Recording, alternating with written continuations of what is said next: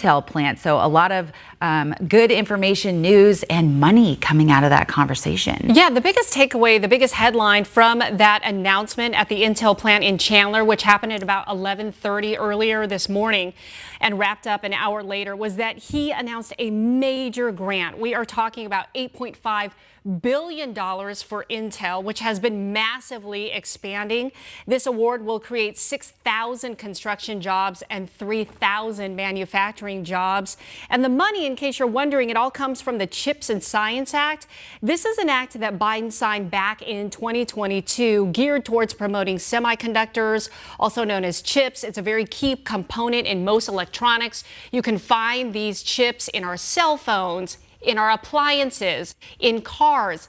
It's pretty much everywhere. And this is so important because it's meant to revitalize American manufacturing, moving the jobs here, relocating it here, which really puts Arizona on the map for this global manufacturing process. So it's a huge feather in our cap, and it really puts us on the map. And one of the things President Biden touched on during his speech over there in Chandler is to say that only 10% are currently manufactured here in the United States, and he's hoping to change that, doubling it to 20%, bringing those jobs, as you said, 10,000 specifically to Arizona and 30,000 overall as he continues to make stops in various states, Arizona being one of 4 that is going to see the benefits of that. And you know what? It dominoes into other jobs and growth in the Chandler community, specifically small jobs, small businesses, small business owners, really capitalizing on his efforts to bring the semiconductor plant here. So again, we're just waiting for Air Force One to take off from Sky Harbor. It was a quick visit, staying the night at the Princess there in North Scottsdale. I don't think he had time for a round of golf there at TPC, but perhaps next visit. We know he was here in the fall. Just last year. So we will see when he's planning to make another trip out here to State 48. Yeah, let's talk about another big headline that happened yesterday when he arrived. He arrived roughly just after 4 o'clock in the afternoon. And then from there, he went to his South Phoenix restaurant. And this is very important as well, because the whole goal of this campaign visit was to rally the Latino voters, saying that they are the reason he defeated Donald Trump back in 2020 and that he needs their vote once again to help him do it again this November. Now, let's rewind back to 2020, where Biden won 63% of Hispanic voters. In general, though, Democrats are seeing less support from key voting blocs come election time. Case in point, during the 2022 midterms, Democratic candidates saw 57% of the votes. So this goes back to why Arizona is really so crucial to win for Biden once again. Arizona is actually one of 3 stops during this big tour of the swing states. We're talking Nevada. He was there just before he arrived to Arizona yesterday. After Arizona, he is in a couple of minutes, it looks like he is ready to head off to Texas for more campaign rallies happening in Dallas and in Houston. Yeah, making 2 stops while in the Lone Star State, again, trying to continue pushing that message to voters. And when you go back to 2020 and you talk about that narrow margin, we're talking about just 0.3 of a point in 2020. So very important for him to try to grab hold of these blocks of voters that we continue to talk about. And it was interesting yesterday being out at some of the polling locations and talking with voters, because you hear a lot of the same, what their concerns are and the issues that they're worried about and the changes that they want to see with this next presidential cycle. So it will be interesting to see how things continue to shake out. We talked earlier in the 1 o'clock show how there's not too many people that are very happy with the options on the ballot, but these are our nominees for the foreseeable future here as we make our way to November. So we will continue to see what happens. And you talk about 100,000 votes for Nikki Haley here in Arizona. So which way are those going to swing come the fall? Yeah, Bram Resnick, he was out there at both events happening last night at that South Phoenix restaurant, as well as earlier this afternoon over at Intel. He'll be joining us live coming up later on at 4 o'clock to really just give us a breakdown, his big takeaways just from being at both events, what he saw, what he gleaned from this campaign rally, as well as this huge announcement of $8.5 billion for Intel. And as you see right here, Air Force One, everybody on board. and it is going to taxi on the runway there at Phoenix Sky Harbor, ready to take off, as we mentioned earlier, ready to take off to Dallas-Fort Worth. There he's got 2 campaign rallies happening. He'll be at a campaign reception both at 6:05 p.m. tonight as well as 8 o'clock tonight. He was supposed to leave roughly at about 1:25 from Phoenix Sky Harbor, but running just a little bit behind. But as you can see, Air Force One about ready to take to the skies. And WFAA there in Dallas is like, boy, Air Force One is going to land at DFW right in the heart of rush hour when that motorcade then interrupts traffic there. We saw that a little bit yesterday. A lot of people maybe under a rock for the moment, not realizing that the president was here visiting the Grand Canyon State as he makes his way out of state to continue the campaign trail. And that's exactly what he's going to be doing there in Texas, is trying to rally that Latino vote and see if he can't grasp that block a little more so as we inch closer and closer to Election Day in November.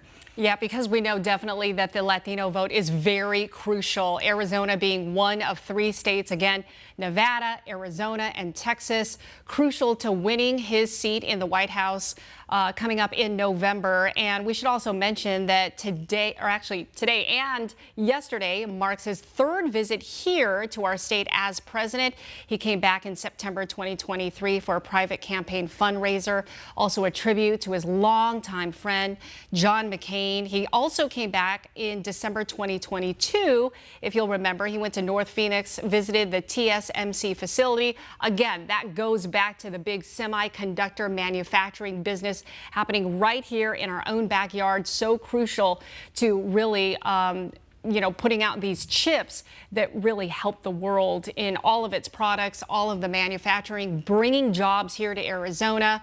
And it's just a huge boost to our economy. It certainly is, and it's all part of his investing in America efforts, keeping everything here and domestic, and trying to be self-contained as a country and rely more and more on the great American workers that we have and the people that are looking to continue their careers in these said industries and just really work toward the American dream, which is what most people who I spoke to yesterday at the polling locations, they want. They want to make sure that they can execute that, and more so than anything, they're worried about their kids being able to achieve that. So it's great to see growth, East Valley, West Valley. We want to see it all across our state, certainly, as the president was here to try to ramp that up with major funding for that plant. And again, we're talking about 10,000 specific jobs. And of course, this is stretches across 4 states. So it's Arizona here, Ohio, New Mexico, and Oregon,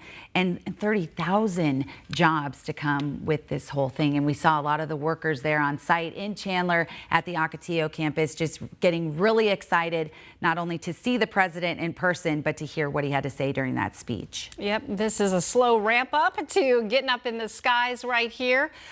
We should mention, too, that, again, the president, he was supposed to leave roughly at about 1:25 and just running just a little bit. Yeah, fashionably late. I think it's probably okay. Yeah, but it should be interesting because as we sit here, towards the end of March, we've got 8 more months to go come November, come the election. It should be interesting to see if he comes back to Arizona to try again, once again, to rally the voters here, especially the Latino voters. Certainly. And, a couple, again, that I spoke with yesterday, and it's a small pool of people that I had a chance to talk to, but those are their concerns: the border crisis, the immigration, the inflation, and a lot of people admitting inflation is affecting their neighbors, not so much them. I talked to a dental hygienist. She said, it's not affecting me personally, but it's affecting my patients, and that domino effect really impacts the entire community, the valley, the state, and so on. And we don't want to see, those negative impacts. So these voters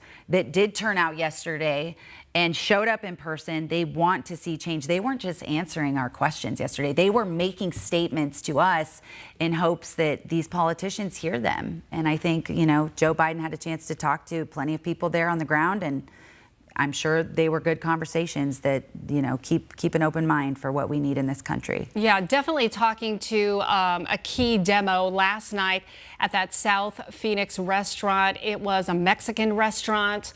And, they talked about A number of things. Trump's derogatory rhetoric towards Latinos, how Hispanic unemployment is at its lowest it's been in a long time because of President Biden's policies. That's what he was touting.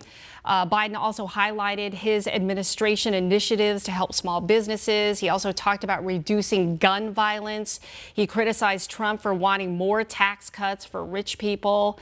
And we should also say, too, that his visit comes on the same day of his launch. This is a big campaign ad for Latinos called Biden-Harris, and that will run in English, Spanish, and Spanglish. And as you can see, Air Force One just about ready to take off into the skies as it gains some ground, gains some speed here, wrapping up President Biden's two-day visit right here to Arizona. Big shout out to photojournalist Richard Prang, who is getting those images for us. We really appreciate it. And of course, hopefully he's on the right side of that airplane, getting a good look at Camelback. It's beautiful today. So he picked the right day to have a speech outside. Thankfully, the weather cooperated for President Biden and his administration, who was here.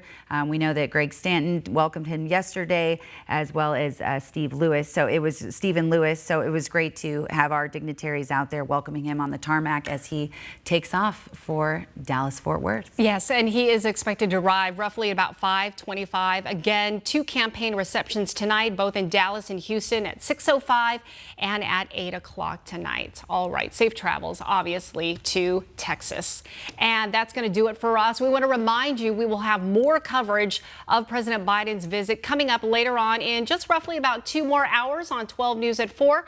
Bram Resnick is going to be coming back from Chandler, from that Intel plant, which he covered there, and he'll break down obviously what happened earlier this afternoon at Intel, as well as what happened last night at that South Phoenix restaurant. But for now, we're going to send it back to programming, and we appreciate you watching 12 News.